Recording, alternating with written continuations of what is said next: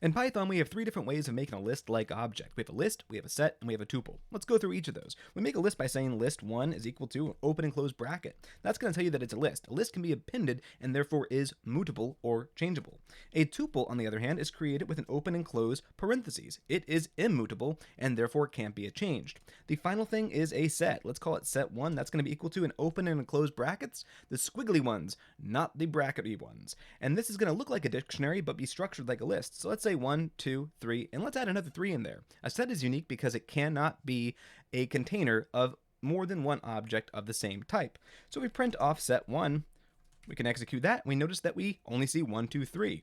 A list and a tuple are a little bit different because there is one that is changeable, that's a list, and one that is not changeable, that's a tuple. So if we were to try to do list1.append, well, let's append the number 4. Print off list1.